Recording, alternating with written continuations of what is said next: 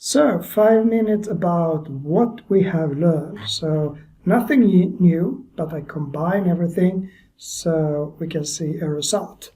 So let's start from the beginning, 5 minutes. So first of all, this is from a range of 0 to 1 in each direction. But since I am going to make a circle, I would like to have a center in the center. So by adding these two here, subtract 0.5, multiply with 2, you get the center in the center. Now it's a -1 here, and it's a +1 here, and it's a -1 here and a +1 here.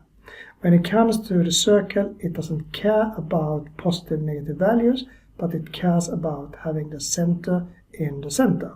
So we use the length, and the starting point will give 0, and then the value will be increasing when it goes out. So that creates the circle.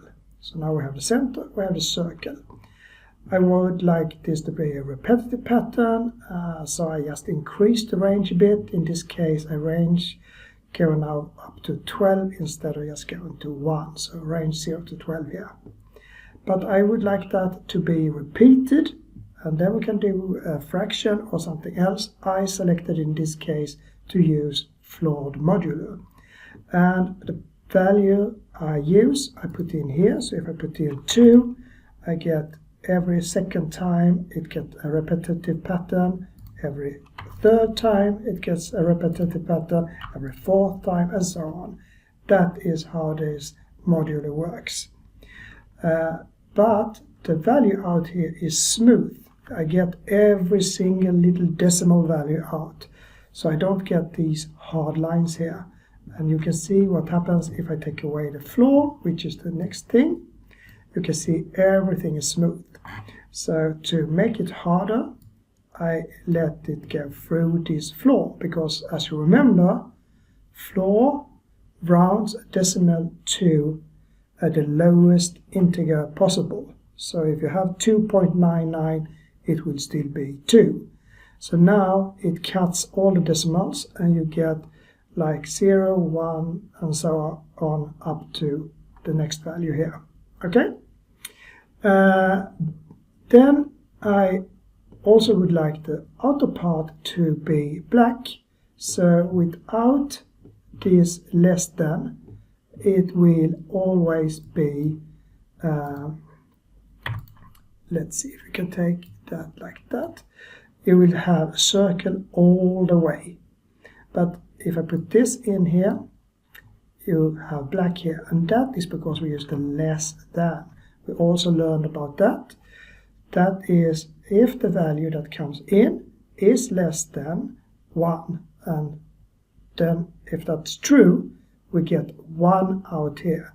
So everything here that is smaller than the value of 1 will be true. So we multiply that with 1, and then you get the same value back. If it's false, then we get 0 out here, and if you multiply anything with 0, it will be 0, so it will be black. So this take care of the outer part. And the final thing we have is the transformation.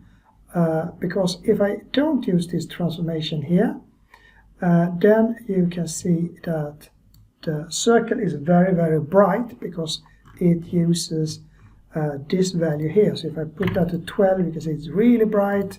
If I put it to 1, it's nothing, but I put it to 2, it's a little less bright. But we would like it to always have a maximum value of 1. So we learned how to transform everything to 1. And that we do with dividing 1 with whatever we put in, and multiply that result with the result that we have.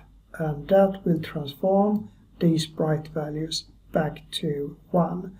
So now we don't have 0, 1, 2, 3 anymore, but we have this outer value here. That is 1, and that is 0, and those two are some decimal value between here. So we have now transformed it, and we have a value from 0 to 1, and can be certain of that. and that is much easier to work with later on. So that was combination of everything, and now my 5 minutes is out, so I say bye for now and see you tomorrow.